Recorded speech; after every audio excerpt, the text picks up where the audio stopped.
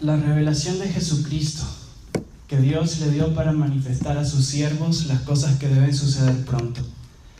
Y la declaró enviándola por medio de su ángel a su siervo Juan, que ha dado testimonio de la palabra de Dios y del testimonio de Jesús el Cristo y de todas las cosas que ha visto.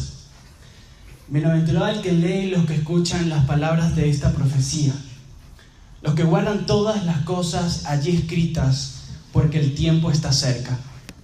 Juan a las 7 iglesias que están en Asia, gracia y paz a vosotros, del que es, el que era y el que ha de venir, y de los 7 espíritus que están delante de su trono, y de Jesucristo, el testigo fiel, el primogénito de los muertos, el príncipe de los reyes de la tierra, al que nos amó y lavó nuestros pecados en su sangre, y nos hizo reyes y sacerdotes para Dios su Padre. A Él sea gloria e imperio por los siglos de los siglos. Amén. He aquí que viene con las nubes, y todo ojo le verá, y los que le traspasaron y todos los linajes de la tierra harán lamentación por Él. Sí, amén. Yo soy el Alfa y el Omega, el principio y el fin, dice el Señor, el que es, el que era y el que ha de venir, el Todopoderoso. Yo, Juan, vuestro hermano y copartícipe vuestro en el reino y en la paciencia de Jesucristo, estaba en la isla llamada Pasmos por causa de la palabra de Dios y del testimonio de Jesucristo. Yo estaba en el Espíritu en el día del Señor, cuando oí detrás de mí una gran voz como de trompeta que decía: yo soy el Alfa y el Omega, el primero y el último. Escribe en un libro lo que ves y envíalo a las 7 iglesias que están en Asia: Éfeso, Esmirna, Pérgamo, Sardis, Tiatira, Filadelfia y Laodicea. Y me volví para ver la voz que hablaba conmigo, y vi 7 candeleros de oro, y en medio de los candeleros a uno semejante al Hijo del Hombre, vestido de una ropa que llegaba hasta los pies, ceñido por el pecho con un cinto de oro. Su cabeza y sus cabellos blancos como la lana, como nieve. Sus ojos como llama de fuego. Sus pies semejantes al bronce bruñido, refulgente como en un horno. Su voz como estruendo de muchas aguas. Tenía a su diestra 7 estrellas, y de su boca salió una espada aguda de 2 filos. Su rostro era como el sol cuando resplandece en su fuerza. Cuando le vi, caí como muerto a sus pies. Y Él puso su rostro sobre mí diciéndome: no temas, yo soy el primero y el último, el que vivo y estuve muerto, y he aquí que ahora vivo por los siglos de los siglos. Amén. Y tengo las llaves de la muerte y del Hades. Escribe las cosas que has visto, y las que son y las que han de ser después de esta. El misterio de las 7 estrellas que has visto y de los 7 candeleros. Las 7 estrellas son los ángeles de las 7 iglesias. Los 7 candeleros que has visto son las 7 iglesias. Apocalipsis capítulo 1. Feliz sábado, iglesia. ¿Cómo están? ¿Bien? ¿Felices? Les tengo una buena noticia, hoy es sábado. Es una oportunidad maravillosa la que el cielo nos concede nuevamente de estar ante su presencia en su templo, y hoy escuchando lo que Él tiene para nosotros en esta mañana. Así que los invito rápidamente. Iniciamos con una oración y comenzamos la reflexión de esta mañana. Oramos. Amante Padre, mi Padre, te necesito conmigo hoy en este momento. Te necesitamos, Señor.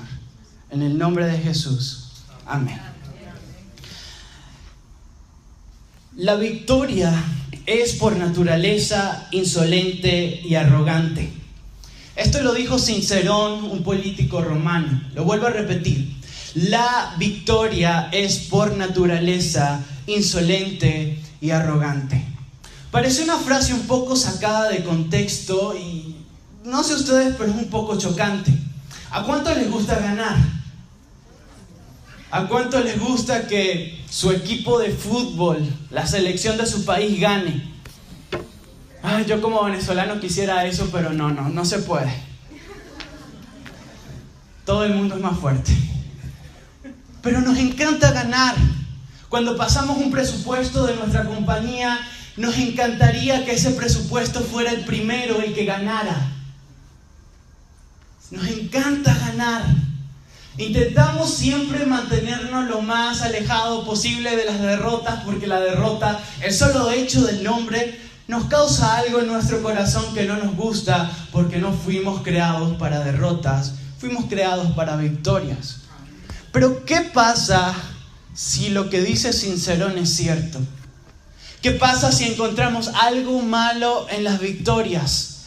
¿Qué pasa si hoy les digo que las victorias pueden traer problemas? ¿Qué pasa si hay algo malo? O en otras palabras, ¿qué pasa si hay peligro en las victorias?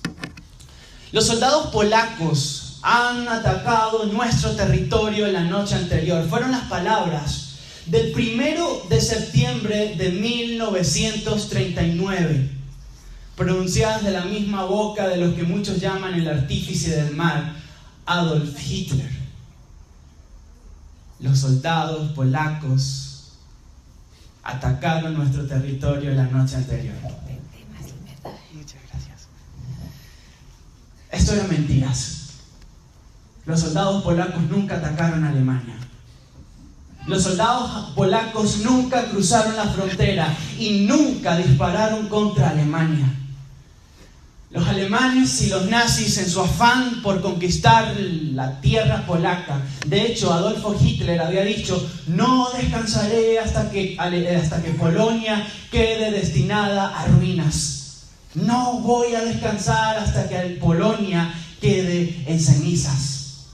Y ellos sacrificaron a muchas de las personas que vivían en un pequeño pueblo que colindaba en la frontera con Polonia. Dispararon ellos mismos contra su gente para tener una excusa razonable para luego ellos atacar a Polonia.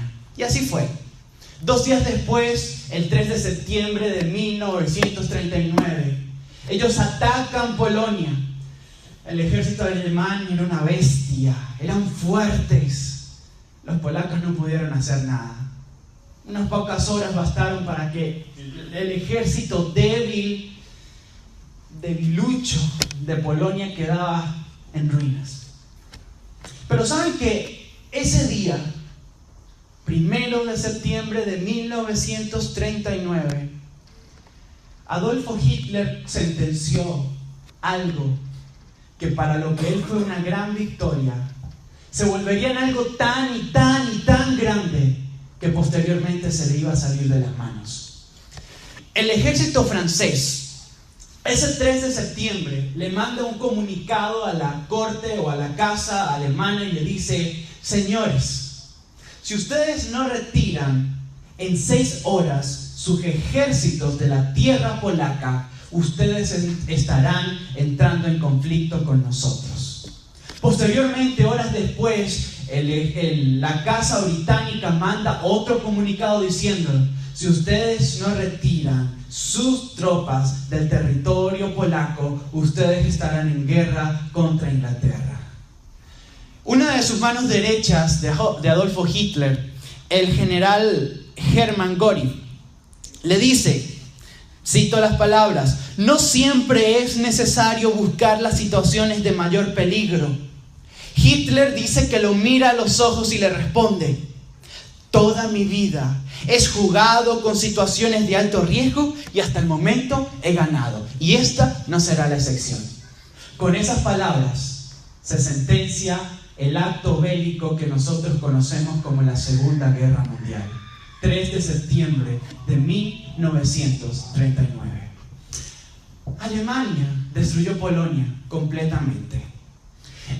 Adolfo Hitler se convirtió como el restaurador o el salvador o el mesías alemán para los alemanes. Lo amaban, lo coreaban, lo ensalzaban. Era un grande. Nadie se podía medir con Alemania. Alemania era invencible. Victoria tras victoria, tras victoria, tras victoria. Pero ¿saben algo?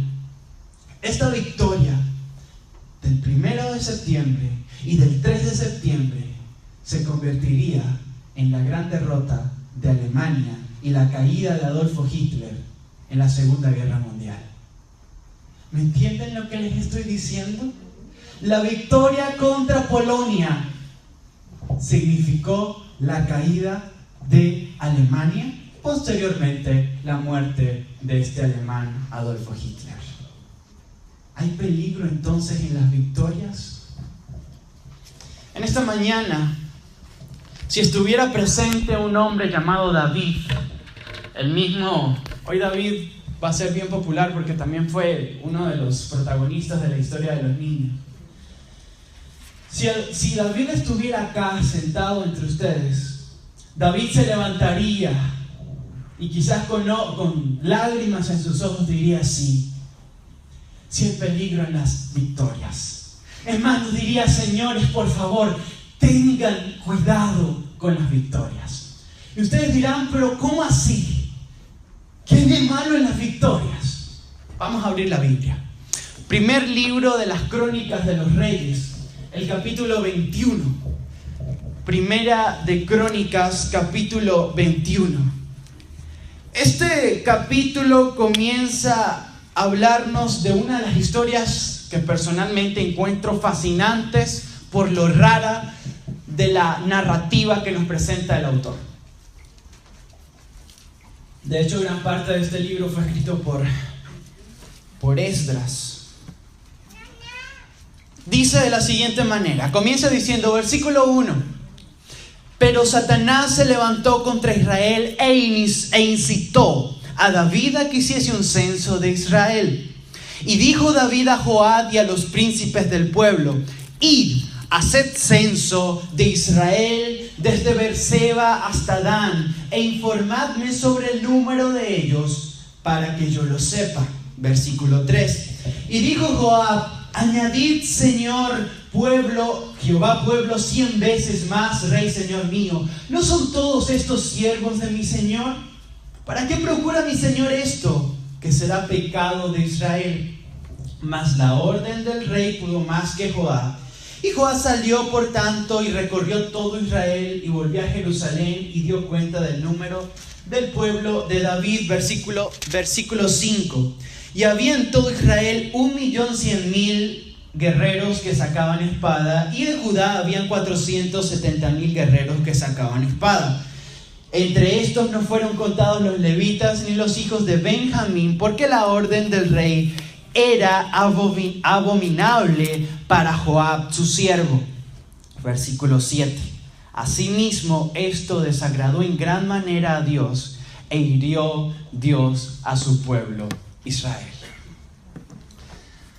Esta historia, durante muchísimo tiempo, era una de las más raras e incomprensibles historias que encontraba en la Biblia. Un censo. Y saben que si ustedes comienzan nuevamente a leer el capítulo 21, el capítulo comienza: pero se levantó Satanás contra el pueblo de Israel. Hasta ese momento nada es extraño. Una y otra vez el enemigo se levantó contra el pueblo de Dios. Esto no es raro. El enemigo desde el principio trató que los hijos de Israel cayeran en la desgracia o en la terrible rebelión del pecado. Lo que el mismo autor o el protagonista de la historia de hoy, David, dice: el lodo cenagoso o el fango cenagoso, eso o ese lugar es a donde Satanás siempre quiso que sus hijos o que su pueblo de Dios cayera. El enemigo siempre se levanta, y déjenme decirle algo: hasta que no pase aquella batalla de Armagedón escrita en Apocalipsis, el enemigo no dejará de atacar a los hijos de Dios. Así que no hay nada nuevo en esto. Sigue diciendo: incitó a David a cometer pecado. Nada nuevo. Y miren lo siguiente. Me encanta la narrativa. Esta historia también está en Primera de Samuel 24, si no me equivoco. Pero me encanta la narrativa de Crónicas, porque es muy claro. Dice: incitó a David a cometer pecado. Solamente voy a hacer un paréntesis en esto, porque hoy vamos a hablar acerca del pecado. Pero Satanás incita a que tú cometas pecado. ¿Ok? He escuchado muchas personas que dicen: Satanás hizo que cometiera pecado. Eso es falso. Si usted dice que Satanás lo hizo pecar, usted es un mentiroso y está pecando doble. Porque Satanás no hace pecar a nadie. ¿Quién toma la decisión del pecado? Yo. Una vez, en el momento fue muy trágico, pero ahorita me da mucha gracia una señora. Yo estaba trabajando para la Federación de Jóvenes de mi ciudad y una de las muchachas, miembros de la directiva, no llegaba y no venía, y no asistía a las reuniones. ¿Qué pasó con ella? Fuimos a la casa, la directiva, te estamos buscando, y entonces cuando la señora escucha el nombre de su hija se empieza a llorar, no, ¿qué tal? Que no sé qué. ¿Pero qué pasó? No, es que el diablo nos está dando duro en esta casa y yo tampoco he ido a la iglesia, me siento muy mal. ¿Qué pasó? Es que el enemigo embarazó a mi hija, el diablo embarazó a mi hija. Mire, si usted quiere llamarle al muchacho diablo, llámelo, pero créame que el diablo no fue el que la embarazó. El enemigo incita a que tú peques, pero el que toma la decisión del pecar no es el enemigo, eres tú y soy yo. Así que el enemigo no hizo pecar a David. El enemigo, ¿qué cosa? Incitó a pecar a David. Por favor, quiero que quede eso claro. El enemigo no hizo que Eva pecara. De hecho, Eva buscó su pecado. El enemigo simplemente le colocó atractivo un pecado. Le colocó colores, lucecitas de colores alrededor de la manzana o de la fruta, o como usted lo quiera llamar. Y Eva dijo, ok. De hecho, el enemigo ni siquiera le agarró la fruta y se la dio, no. Fue Eva quien agarró la fruta, quien la miró, quien la contempló, quien la codició, quien la mordió, quien se la comió. Fue Eva quien pecó, no el enemigo.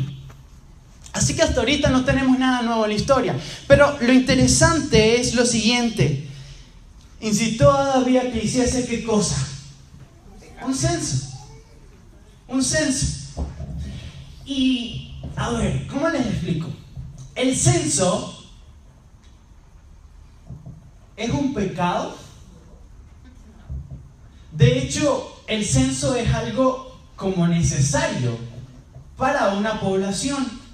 De hecho, en este momento el pueblo de Chile está pasando por un censo, los están censando. Posiblemente hace unos años también hubo un censo en este país. En todos los países es necesario un censo porque el gobierno que preside necesita saber cuántas personas hay, necesita saber los niveles económicos, sociales, educativos de su población. Es decir, necesita conocer la diversificación en su máxima expresión y esto se refleja a través del censo. Ahora, la pregunta necesaria es, ¿por qué el enemigo le mandó la tentación a David de un censo? El enemigo tiene más de 6.000 años practicando esto de tentaciones. Y créanme que ahora ha perfeccionado, ha actualizado los métodos para hacer caer a los humanos. Y son métodos eficaces. Yo me imagino que allá en las cortes del enemigo tienen carpetas archivadas con nuestros nombres. Albert Prato, a ver cómo lo vamos a hacer caer hoy. Y comienza a sacar los archivos de lo que nosotros llamamos nuestros talones de Aquiles, porque el enemigo nos conoce. Este cae con esto, vamos a darle con esto. De hecho, el enemigo manda tentaciones, y bueno, esto ustedes lo saben, pero las tentaciones del enemigo siempre son atractivas, siempre son provocativas, siempre son degustables. Lo que nosotros llamamos se nos hace agua a la boca, porque el enemigo sabe que si a un señor le manda una viejita, a lo mejor no, a menos que el señor tenga gustos raros, pero sabe que si le manda una muchacha, las posibilidades o el porcentaje sube. No nos hagamos los tontos, porque el enemigo no es tonto. Así que, si él es el padre de la mentira, el que hace pecar a todo el mundo, el que tiene tantas cosas para hacernos caer, ¿por qué un censo? De hecho, el mismo David en ocasión anterior le había mandado una modelo de revista que le provocó bañarse a luz pública, que tenía una moral un poco liviana, y el rey le provocó verla, y no solo le provocó verla, le provocó conocerla, y esto trajo un pecado. Porque cuando tú conoces y te presentas a la tentación, es decir, está la tentación al frente mío y uno como que, yo soy cristiano, pero mucho gusto, me llamo Albert. ¿Cómo se llama usted, señor tentación? O señora tentación, o señorita tentación. En el momento que usted se presenta ante la tentación, ya usted tiene tenemos pie y 3/4 metido en la tentación. Así que, ¿por qué un censo? ¿Saben que lo interesante de esta historia está precisamente en eso? ¿Por qué un censo? Si nosotros nos colocamos a ver el contexto, nos vamos a dar de cuenta que el pecado no fue el censo. El pecado fue la intención con la que se realizó el censo, lo que David buscaba haciendo ese censo. Para hacer un contexto más amplio y para que ustedes me entiendan mejor lo que les quiero decir, si nosotros colocamos y nos vemos los capítulos anteriores a Primera de Crónicas 21, desde el capítulo 14 hasta el capítulo 21, vamos a ver un auténtico o una auténtica vitrina de victorias del rey David. Por ejemplo, si nos vamos al capítulo 14, vamos a encontrar, y si quieren ustedes lo pueden comprobar en sus Biblias, vamos a encontrar una victoria impresionante de Israel contra sus malos vecinos, los filisteos. De hecho, históricamente se conoce que esta derrota de los filisteos es lo que a consecuencia le originaría a los filisteos la destrucción y la desaparición de la faz de la tierra.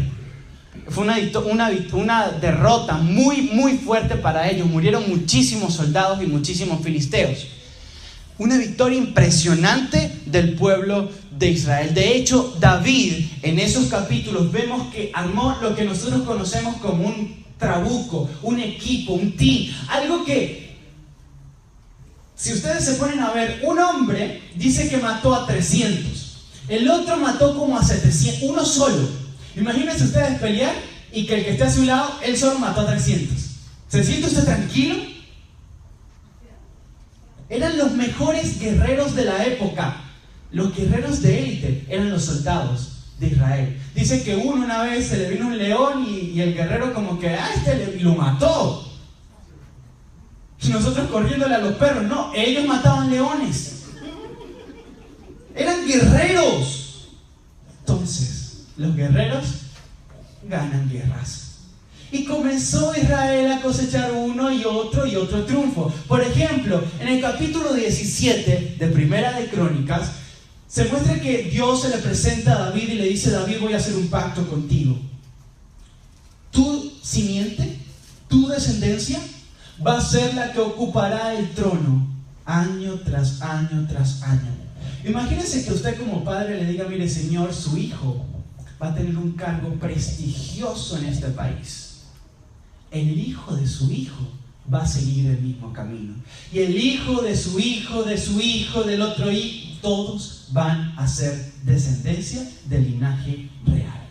¿Usted como padre se siente feliz? Mi mamá siempre me dice: los triunfos de mis hijos son los triunfos míos. Victoria.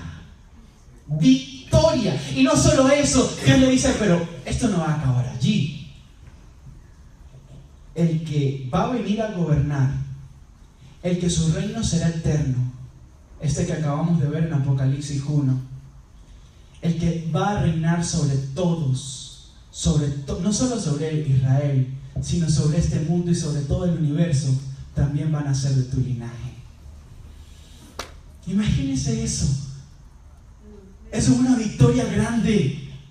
Pero no queda allí. Si nos vamos otra vez más adelante, en el capítulo 18, los filisteos no les quedó claro el asunto y volvieron a pelear contra Israel. Israel los venció. Los de Moab volvieron a pelear contra Israel. Israel los venció. Los de Soba, los sirios, los de Tibat y los de Cun pelearon contra Israel. Israel los venció. Victoria tras victoria tras victoria. Pero no solo termina allí. Sigue el capítulo 20. dice que en el capítulo 19, Israel vuelve otra vez a derrotar a los sirios. Y los sirios, como habían perdido la guerra anterior, se habían aliado con los de Moab. Es decir, habían dos ejércitos contra Israel. Igualito Israel los venció. Victoria tras victoria. Y en el capítulo 20 dice que otra vez se volvieron a alzar unas ciudades, Israel los vence. De hecho, paréntesis, ¿ustedes sabían que Goliat tenía una hermana y que también era gigante? ¿No? Si no lo sabían, anótenlo. Primera de Crónicas 25, se llamaba Lamí. Primera de Crónicas 25. Y adivinen quién los derrotó. Los hombres de David. David estaba cosechando triunfos impresionantes. Y por eso es que en el capítulo 21 y bajo este contexto entramos. Victoria tras victoria tras victoria. Y saben lo lamentable, es que posiblemente esas victorias comenzaron y hicieron el efecto que el corazón de David se fuera alejando más y más y más de la providencia divina. A David poco a poco se le fue olvidando quién fue el que les dio la victoria en todas esas oportunidades. Y comenzó a ver sus músculos, y comenzó a ver sus hombres, y comenzó a ver sus carros y sus caballos y su artillería. Y dijo: nosotros somos invencibles. Como dijo Hitler, a mí nunca me ha salido una mal, y esta no será lo contrario.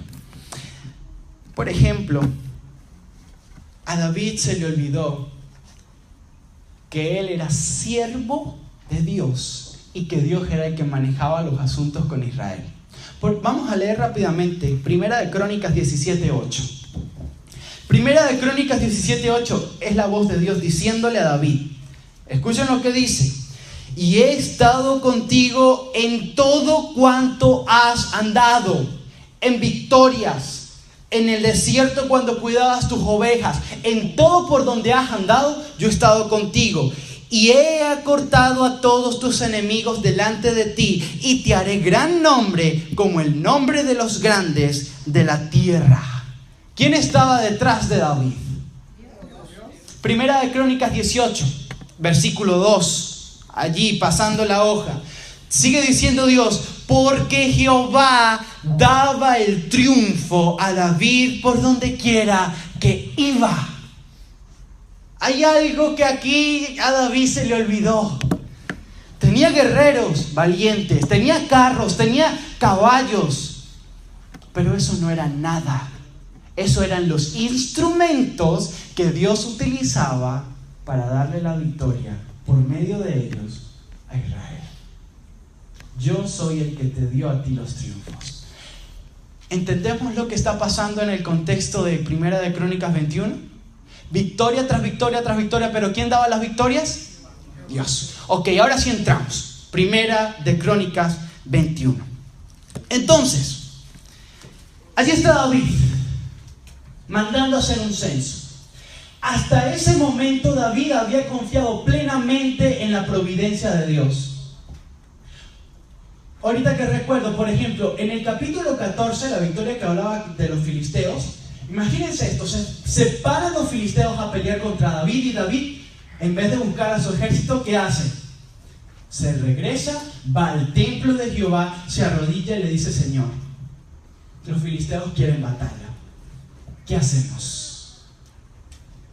Dios le dice: ve y pelea. Versículo 10, si no me equivoco: ve y pelea, yo te doy la victoria. En medio de la victoria estaban arrasando contra los filisteos, y los filisteos comienzan a huir. David tenía a los filisteos cercados, estaban en todas partes, estaban los israelitas. Si los filisteos seguían avanzando, se iban a chocar contra el ejército, contra parte del ejército israelita. Y cuando usted está ganando una batalla, bueno, ustedes han visto películas, cuando usted está ganando una batalla, los demás están huyendo, ¿qué hace usted? Persígalos y termine el asunto.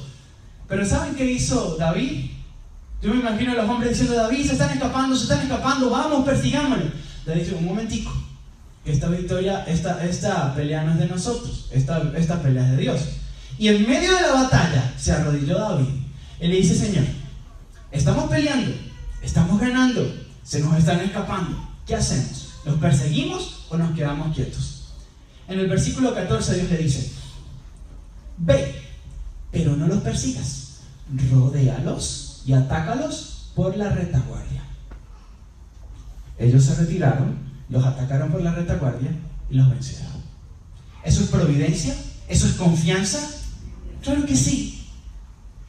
Pero en este momento a David se le olvidó eso. Y lo interesante es que por ninguna parte vemos a Dios diciéndole: David, censa a mi pueblo. De hecho, Dios mandó a hacer censo al pueblo cuando estaban en el desierto. No sé si lo recuerdan. Mandó a censar a todo mundo. Y él fue claro cuando dice: ya no más censo. Yo los conozco, yo sé quiénes son. A ustedes como rey no les interesa, yo sé quiénes son. No más censo. David nunca recibe una orden de aprobación de Dios para darle ese censo al pueblo. Empezamos por allí, pero volvemos a lo mismo. El problema no fue que censara al pueblo, el problema fue con las intenciones que censaron al pueblo. Y saben, me llama la atención una cosa. Vamos al versículo 3 de Primera de Crónicas 21. Mire lo que dice. Y dijo Joab: añada Jehová a su pueblo 100 veces más, Señor mío. ¿No son todos estos siervos de mi Señor? ¿Para qué procura mi Señor esto? ¿Qué será? ¿Para qué cosa? Para pecado de Israel. Ahora, ¿quién era Joab? Joab era la mano derecha de David. Joab era, aparte, podemos decir, era como el vicepresidente y aparte era el encargado de la seguridad, de la defensa del pueblo de Israel. Era el ministro de defensa de la nación. Pero ese señor era malo. Joab era, en mi país le llamamos los saltatalanqueros, los que de acuerdo a cómo va la situación se cambian de bando. No sé si recuerdan cuando Absalón, el hijo de David, se rebela contra su padre. ¿Quién era, antes de la rebelión, quién era el general de David? Joab. Durante la rebelión, ¿quién fue el general de Absalón? Joab. Y después de la rebelión, ¿quién fue el general de David nuevamente? Joab. Es decir, el rey, este es el rey, pues me voy con el rey. Cuando el otro se va a levantar y él pensó que iba a tener frutos, no, pues me voy con este. Cuando pues me regreso para allá. Ese era Joab. Un hombre con principios débiles o inexistentes, un hombre malo. Es más, si ustedes se ponen a ver los registros mientras que estuvo a cargo de allí, de general de David, este hombre mató muchísima gente inocente, hasta gente, sacerdotes de Dios, mató. Y ahí uno se hace la pregunta: ¿y qué hacía David, el hombre conforme al corazón de Jehová, con un hombre tan sinvergüenza a su lado? Pues lo que hace Dios conmigo hoy acá en la iglesia. Sencillo. Si este es bueno o si es malo, yo no estuviera acá. Y a lo mejor ustedes sí, pero yo no. Miren, hermanos, ¿qué hace ese pecador en la iglesia? Lo que usted debería hacer: buscar el perdón de Dios. ¿Qué hacía Joab al lado de David? Miren, no hay mejor lugar para un pecador que estar ante la presencia de Dios. Si se arrepintió o no, eso fue asunto de él. Pero la misericordia de Dios abarca hasta esos hombres saltapartidos como Joab. Joab, siendo malo, le dice: Señor, por favor, no lo haga. No lo haga. Y él sin pelitos en la lengua, me imagino que da mucha confianza, le dice: no haga tal pecado contra su pueblo, Señor. No lo haga. Estamos viendo que el hombre malo en este momento se está convirtiendo en el hombre bueno. Y el hombre bueno se está convirtiendo en el hombre malo. Señor, no lo haga. ¿Cuántas veces a ustedes como padres, sus hijos le han dicho: papá, mamá, por favor no lo haga? Por favor no siga gritando, papá. Papá, no agarre eso, que eso no es suyo. Tranquilo, hijo, que aquí nadie se está dando cuenta en el mercado. Esto es de todos. Las uvas se están perdiendo y ya agarro uno, no importa. Papá, no lo haga, eso es malo. Mamá, no le diga a la vecina que no va a estar, porque usted sí va a estar. Mamá, por favor, no me mande a decir mentiras. ¿Cuántas veces los que tienen menor conocimiento, es más, ¿Cuántas veces personas fuera de la iglesia le ha dicho a usted, cristiano adventista de años, ¿eso está bien ante los ojos de Dios? A mí una vez me lo dijeron en la universidad y eso para mí fue una cachetadota. Se me cayó el cristianismo, se me cayó el adventismo y yo con toda la vergüenza del mundo lo tuve que recoger y decir, ay Dios mío, ¿y ahora qué? El testimonio. ¿Cuántas veces las personas con menor conocimiento, Dios las utiliza para decirnos, no lo hagas, eso está mal? Pero David no escuchó. El versículo 4 dice, y David le insistió. En otras versiones dice, y David le ordenó, es decir, es que no es lo que usted quiera o lo que no quiera, señor Joab, usted va y me hace el censo. Y Joab se fue a hacer el censo. Y comenzó a censar y a censar, no sabemos cuánto se tardó, pero tuvo que ser mínimo unos cuantos meses. Y cuando llegó, él da una respuesta, y esa respuesta es el bingo del entender el problema del censo. Vamos a la respuesta. Versículo 5. Dice, y había en Israel 1.100.000, ¿qué cosa? Guerreros, dice mi Biblia, o hombres que sacaban espadas. Y en Judá 470.000 guerreros u hombres que sacaban espadas. ¿Se están dando cuenta que este no es un censo normal? Que no hay mujeres, que no hay hombres, ahí es soldados. Es decir, David mandó a censar ¿a quién? A su ejército. ¿Estamos entendiendo lo que está sucediendo? No era un censo para saber cuánta gente había en Israel, era un censo para saber con cuántos guerreros David contaba. Volvamos al contexto. Victoria, victoria, victoria y victoria. Hay dos, los eruditos bíblicos dicen que hay dos caminos por los cuales David hizo el censo. El primero era porque David quería saber, vamos a buscar la explicación por qué estamos ganando tanto. Vamos a contar entonces cuántos guerreros son. Y el ejército de David era grande, 1.570.000 guerreros. Eso es mucha gente. Ahora, la otra opción que nos presentan los bíblicos es posiblemente David quería salir a pelear para seguir ganando territorio, como ya lo estaba haciendo con las victorias anteriores. Es decir, David quería engrandecer más el pueblo de Israel.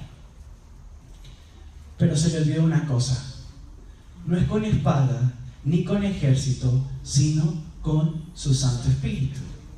No es tu fuerza, es mi fuerza.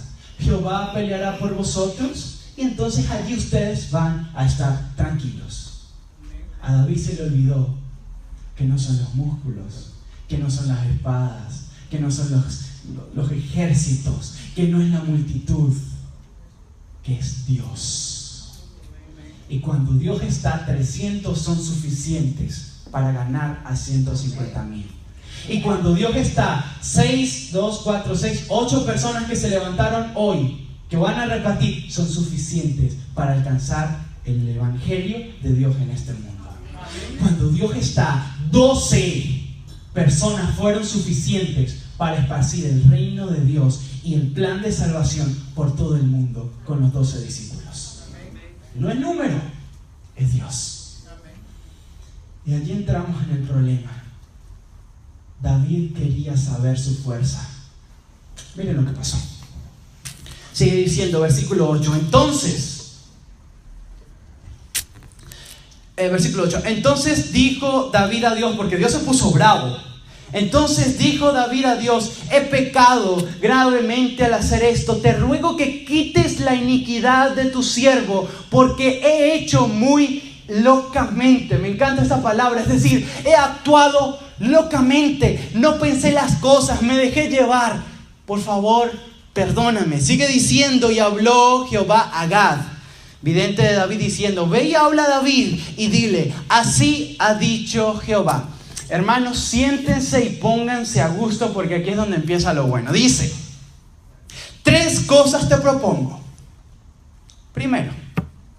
Escoge una de ellas. Primero, Dios le dice, ok, yo te acepto tus disculpas.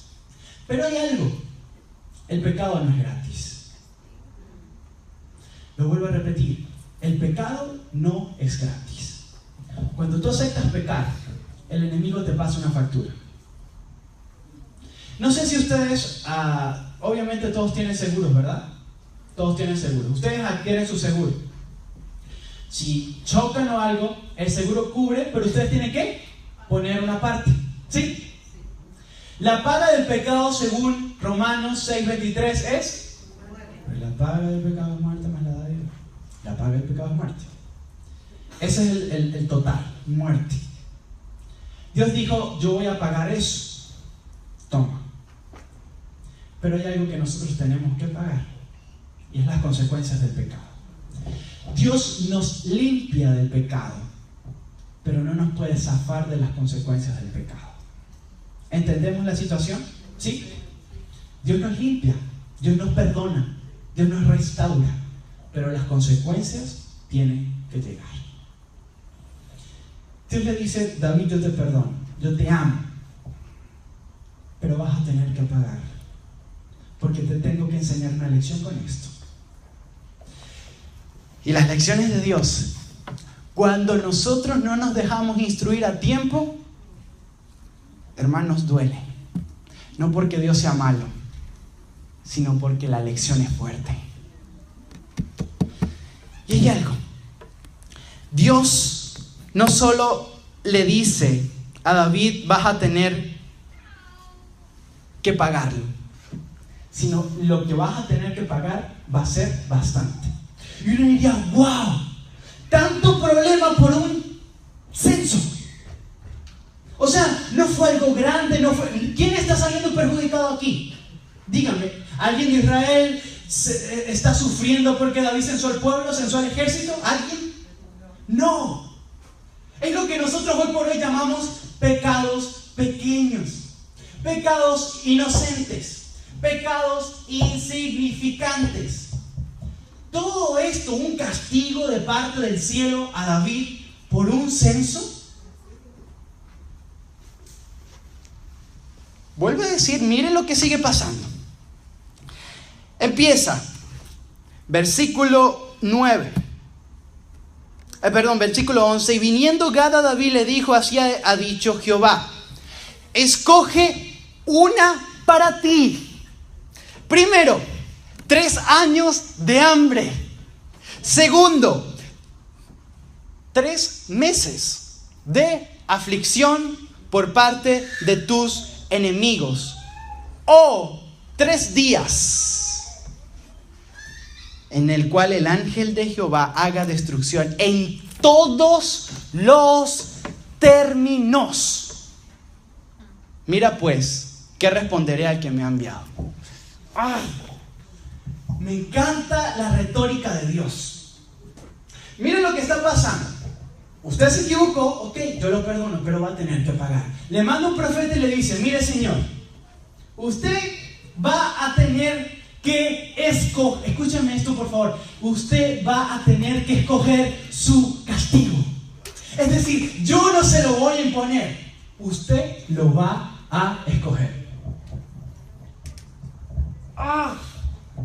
Eso es como cuando la mamá de uno le decía, o con la correa o con el chuco.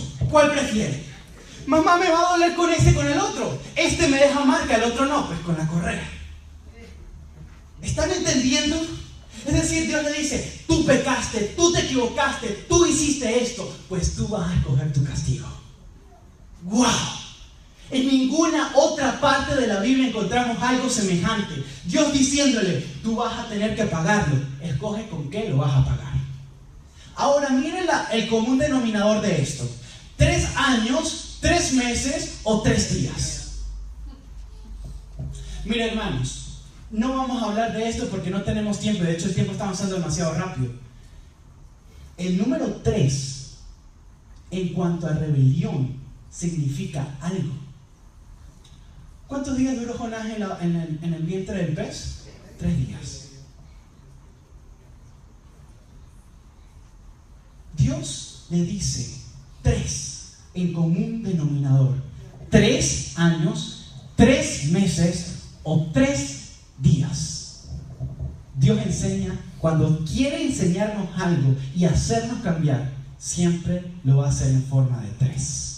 Se los dejo por allí. A lo mejor en otro momento vamos a tener la oportunidad de hablar de eso. Pero siempre es en forma de 3. La restauración viene en forma de 3. ¿Ok?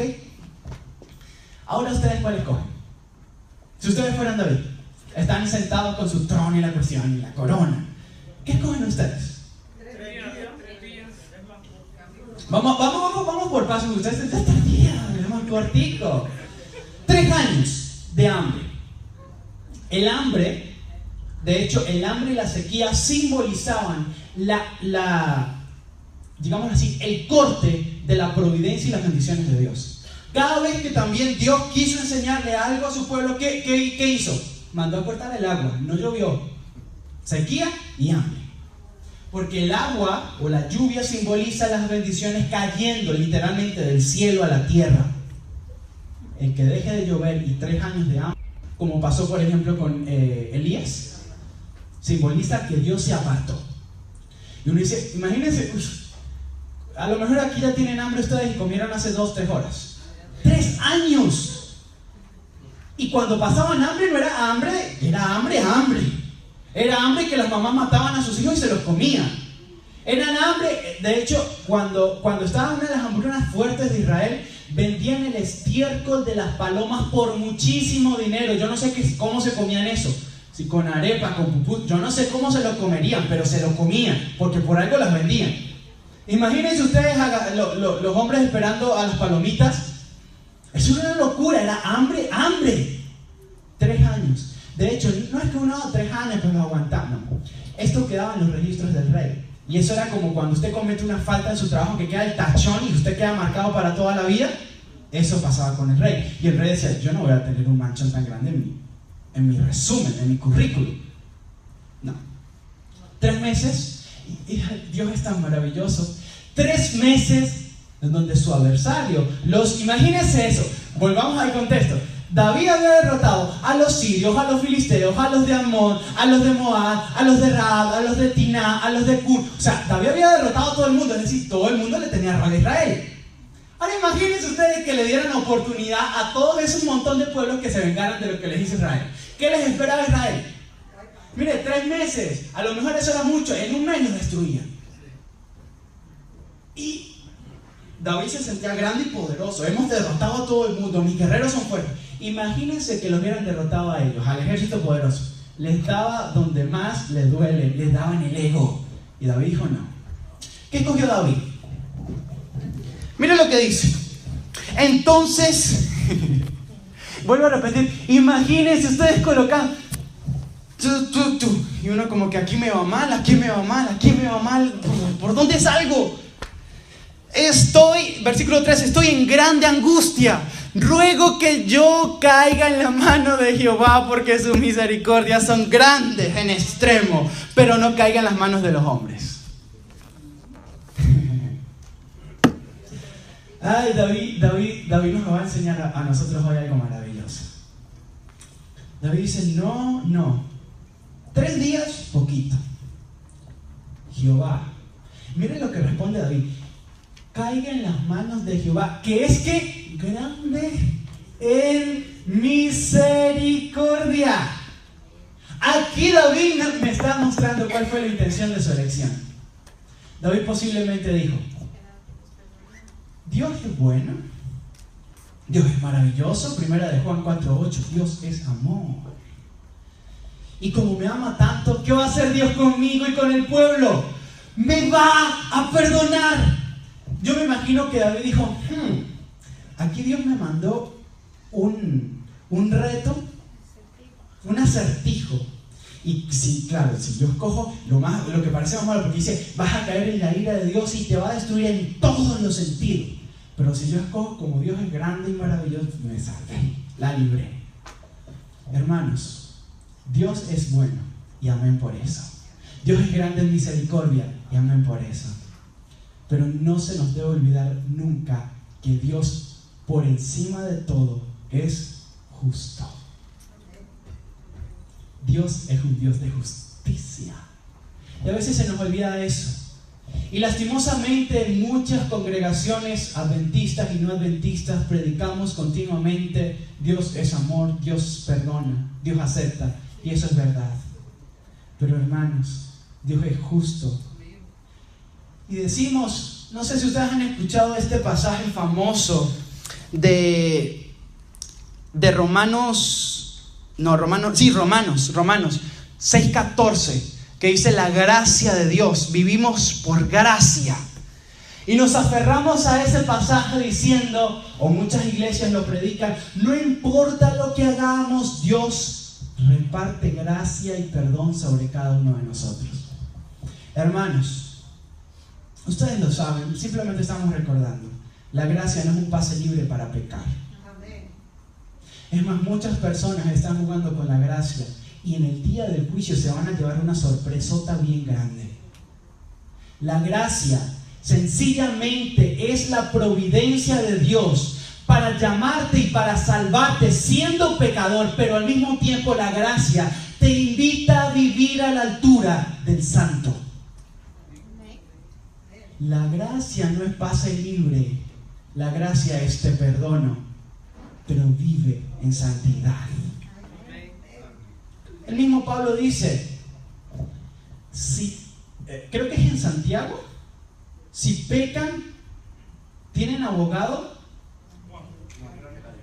Primera de Juan: si pecan, van a tener un abogado, ¿sí? Pero él no dice pequen, no, él dice vivan en santidad, pero si pecan, en última instancia, tranquilos que tienen un abogado. Pero no dice pequen que tienen un abogado y en última instancia, si quieren, vivan en santidad. No, la santidad es un mandato divino.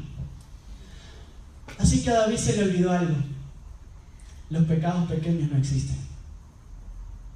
Y ustedes dirán, si nos ponemos a pensar, ¿cuál fue el pecado más grande que cometió David? Rápido. ¿Adulterio? ¿Y el adulterio lo llevó a un asesinato? Aunque digamos así, un asesinato no gravoso porque él no lo mató, pero lo mandó a matar. Igualito es culpable. Asesinato y adulterio. Y uno dice, wow, yo no soy así. O sea, mis pecados no son tan grandes como esos. Yo a veces digo mentiras y a veces digo chismes y a veces miro mal a la hermana porque se colocó en los mismos zapatos que yo. Pero más nada. Hermanos, ¿y los pecados pequeños? ¿Qué hacemos con los pecados pequeños? Perdón, pecados pequeños, entre comillas. ¿Saben una cosa? ¿Cuántos murieron con el asesinato y el adulterio con Betsabé de David? ¿Cuántos? Digamos que directamente 2, ¿sí? El niño y el esposo Urias. Un pecado grande, asesinato, y eso lo leemos en letras rojas y grandes: asesinato y adulterio. Ahora, ¿cuántos murieron con el censo? Versículo 14. Y así envió una peste en Israel y murieron de Israel 70,000 personas. Y envió Dios el ángel a Jerusalén para destruirla. Porque recuerden, el castigo era en todos los aspectos. Y el mismo ángel de Jehová iba a destruir Jerusalén, la ciudad santa para los judíos. Y cuando el ángel iba a destruir Jerusalén, versículo 15, miró Jehová y se arrepintió de aquel mal y dijo al ángel: detén tu mano. Y el ángel de Jehová estaba junto a la era de Ornán el Jebuseo. Y alzando David sus ojos, vio al ángel de Jehová que estaba entre el cielo y la tierra, con una espada desnuda en su mano, extendida contra Jerusalén. Entonces David y los ancianos se postraron sobre sus rostros y se cubrieron con cilicio. Y dijo David a Dios: ¿no soy yo el que hizo contar el pueblo? Yo mismo soy el que pequé ciertamente, yo hice el mal. Pero estas ovejas, ¿qué han hecho? Jehová Dios mío, sean ahora tu mano contra mí, contra la casa de mi padre, y no venga la peste sobre tu pueblo. ¿Cuántos murieron por el pecado grande? 2. ¿Y cuántos murieron por la tontería de contar tontería? 70,000 personas. ¿Estamos entendiendo? Hermanos, ¿saben cuál es nuestro problema? Que nosotros somos los que juzgamos bajo nuestros criterios los pecados. Decimos, a ver, y bueno, lo siento si puedo sonar tan directo. Decimos, si esta señora o este señor cometió un adulterio, hay que votarlo, borrarlo. Pero un hermano, es más, vamos a colocarlo un poquito más realista, el que señala, si también está cometiendo pecados en su vida, no, esos no son grandes, porque son mentiras, son chismes. Me agarré, el trabajo todo el mundo lo cobra a $5,000, pero como este señor es de plata y no sabe de esto, se lo voy a cobrar a 10,000, él no se va a enterar. Es un pecado, ¿qué? Es chiquito, eso es entre Dios y yo. Yo le pido, hermano, doy el 20% de diezmo y así libramos cuenta. Hermanos, los estándares de Dios son más altos de los estándares de nosotros. El mismo Jesús cuando vino acá dijo, mire señores, si ustedes la miran y la desean, no es necesario que se acueste con ella, ya usted ya pecó. La mentira es tan grave como el asesinato, dijo él. El chisme es tan grande como el asesinato. Cualquiera que llame necio a su hermano, ya usted lo mató. Y necio, para mí necio suena bonito, para todo lo que nosotros decimos. Pecados pequeños no existen. Los pecados pequeños existen en su mente y en la mía, pero en la de Dios no. Pecado es pecado. ¿Saben qué? Dios es el que evalúa, no nosotros. Cuando yo estaba terminando semestre, estaba en el tercer semestre en la universidad, durante 6 meses estuve sentado frente a una computadora en una materia que a la final me terminó, bueno, no mentiras, fue horrible, se llamaba diseño de elementos. 6 meses sentado frente a una computadora diseñando partes mecánicas que luego de diseñarla teníamos que hacer que engranaran y que el engranaje corriera. Y si una pequeña medición no encajaba en nuestro diseño en la computadora, no corría y el programa se pegaba. Y muchas veces se iba la luz o cualquier cosa y perdíamos todo. Fue horrible. Terminamos los 6 meses y el trabajo final era llevar a la realidad lo que habíamos hecho en la computadora. Teníamos que ir a las personas que trabajaban con el metal a hacer las piezas que el engranaje corriera. Pero no solo eso, sino teníamos que demostrar con fórmulas matemáticas y físicas que el engranaje estaba correcto, que físicamente había un porqué de lo que corriera y trabajara. El profesor nos dio todas las indicaciones. En el momento de presentarlo, unas semanas antes, yo fui, allá le llaman torno, no sé cómo le llaman acá, mandé a hacer eso, perfecto, el engranaje corría todo perfectamente, en la realidad estaba perfecto. Cuando me voy al papel a comenzar a hacer mis cálculos, comienzo a ver que los cálculos eran exactamente porque el engranaje tenía 32 estrías para que encajara con el otro. Y escuchen esto, tenía que hacer el cálculo por cada estría. Y las estrías medían lo mismo, tenían los mismos valores de resistencia. Eran los mismos cálculos. Y yo lo tenía que repetir 32 veces. Y yo dije, ay papá, yo voy a ser ingeniero, así que me las tengo que ingeniar, tengo que ser productivo. Yo no voy a hacer 32 veces eso. Hago una y escribo ahí en una nota diciendo las otras 32 es el mismo paso. El profesor no me había dicho eso, yo me lo inventé. Y comencé así poco a poco y ver que podía simplificar el camino para mi nota.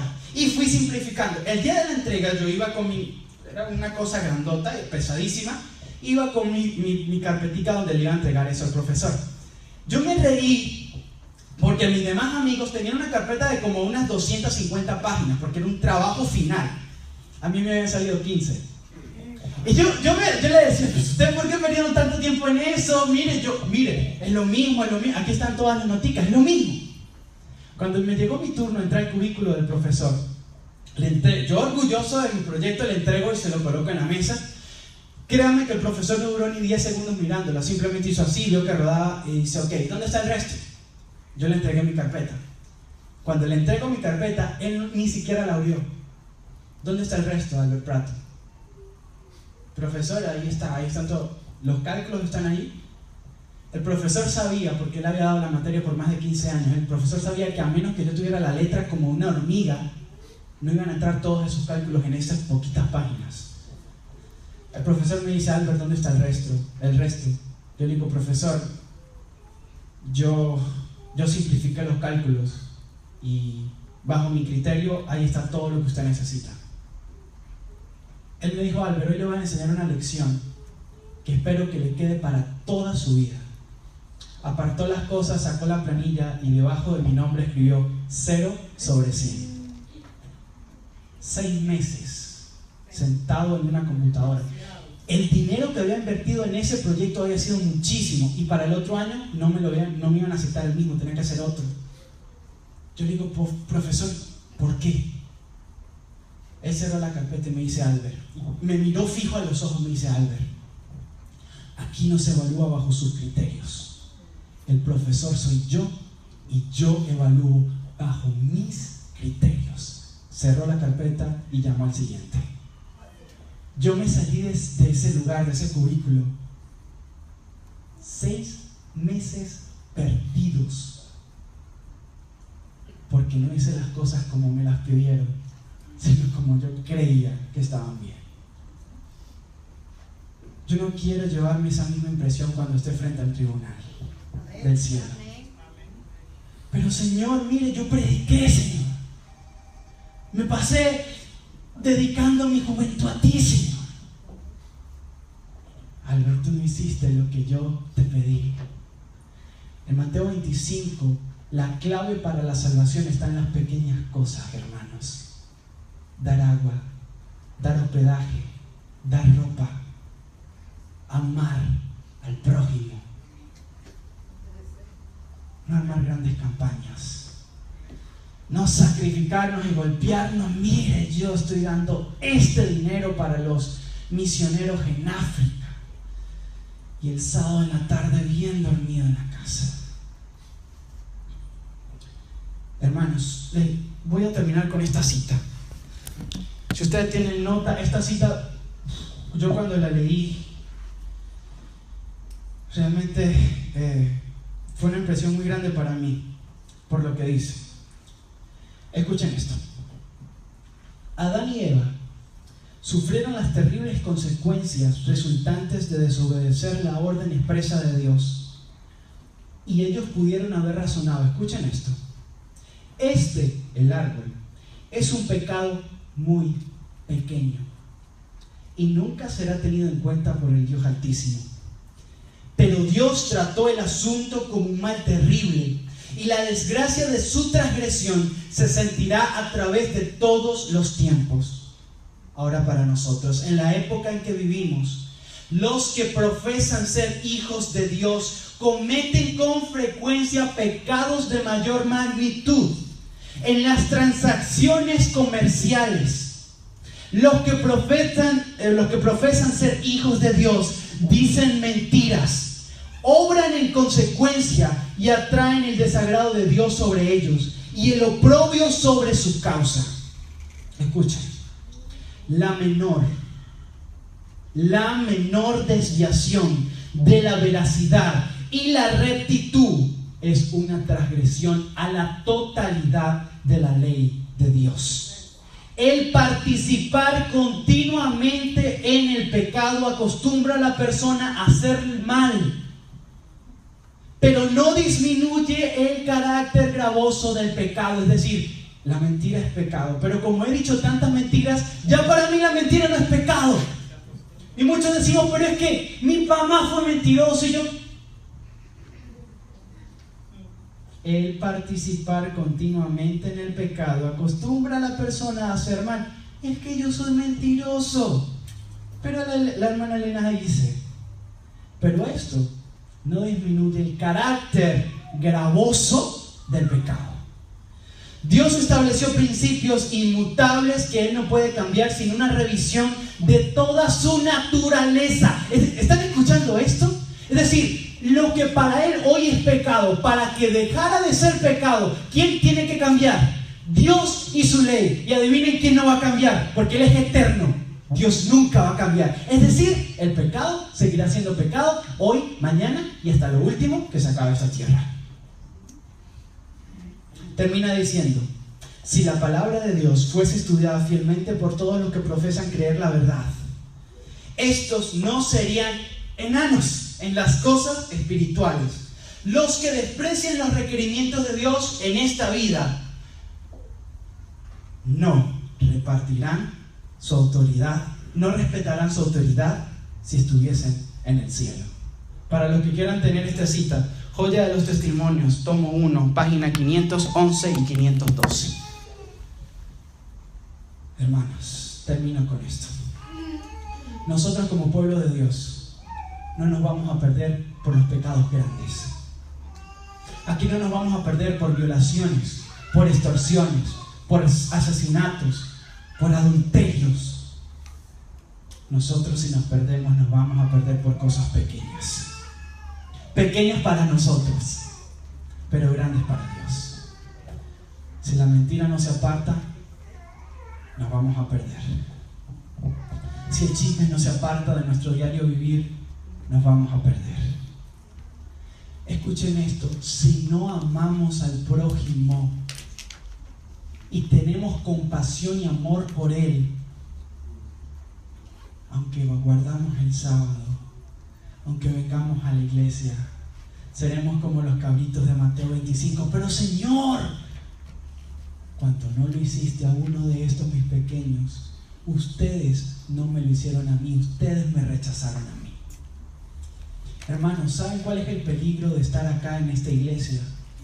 ¿Y cuál es el peligro de las victorias?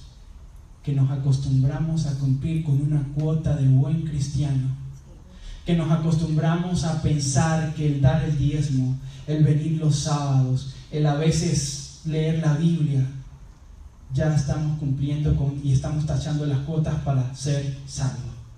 No, señores. Hay muchísimas personas que se van a perder lastimosamente estando aquí dentro, porque aquí dentro nos perdemos más fáciles. Y si por favor se van a llevar algo hoy, por favor llévense en esto. Tenemos que tener cuidado en estos últimos tiempos. No juguemos con la gracia de Dios. Y si estamos aquí, por favor revisemos diariamente nuestras vidas, porque hermanos, podemos estar perdidos aún estando aquí adentro. Yo, y espero que sea el deseo de ustedes, termino con Jueces 24:15. Pero si no quieren servir al Señor, elijan hoy a quién van a servir.